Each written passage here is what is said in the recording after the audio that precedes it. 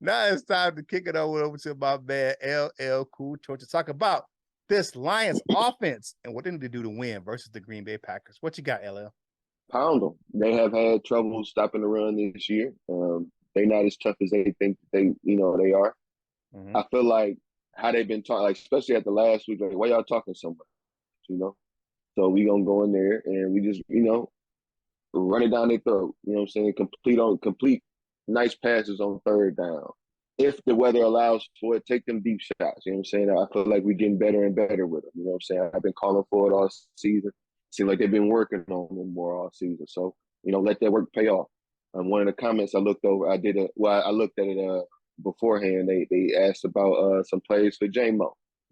If you got them, use them right now. You know what I'm saying? If you got them, smoke them. That's what this game should be, whatever it is, because there ain't no next week if you don't win today. Right. You know what I'm saying? We'll work on it next week, or we'll do whatever the hell next week. No, it ain't none of that. You want it to be a next week, you got to win this week. So put that offensive line and put everything on the line. But offensive line, you do what you've been doing all year, but turn it up a notch on this game.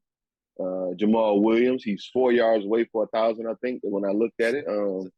Six. Yeah, my apologies. 994. I've been tracking that. My apologies. 6 yards away. So you go out there and get 206 yards if that's what it's got to be. Whatever, man. Let's put together a nice game plan. I would like it to be on the ground. Run that mug. Keep the ball away from keep the ball away from them, of course, because and make it so the powers that be won't have an influence on this game, and y'all all know what I mean. Every show that then talked about this matchup has talked about the refs. So beat their ass so bad that the refs won't even matter. I feel you. Run the ball, but stay balanced. If you get what I'm saying, like use that play action when you can, and it's gonna be some situations where you can spread the Packers out because they have Alexander and they have the other whatever Douglas. But the rest of their I'm not worried about King. The rest of their secondary is suspect. Douglas and King, you stay, especially not King, but Alexander. Stay away from now. I won't say stay away from him, but make sure you know what he is. That's what I'm saying. Like Jan Campbell said, make sure because the dude can play, dude can ball. I can't. Yeah. I gotta give respect is due. But they can't cover all our weapons. We have a lot of weapons. I think our wide receiving core is better than theirs, and we have more weapons on the offense than they do. I mean, you look at it. You can spread them out. You got Swift coming out the backfield. You got Reynolds, J-Mo. You got St. Brown. Then you got Chart. That's a lot of pieces to stop, and I don't think they have enough speed on their secondary to cover all those guys at one time. And then if you could sneak out Brock Wright, out the gate, you know how we do it.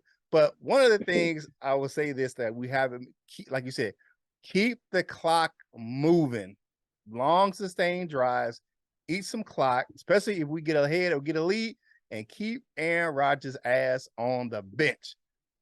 This nice sustained drives, keep that clock moving. Ben Johnson can be creative and keep the thing rolling, man. Rely on our offensive line and keep that run game going.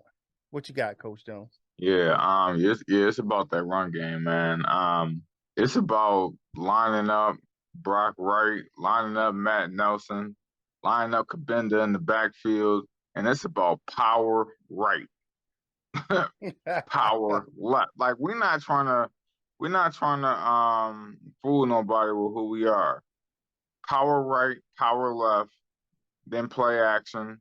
I think J-Mo lining up in the slot.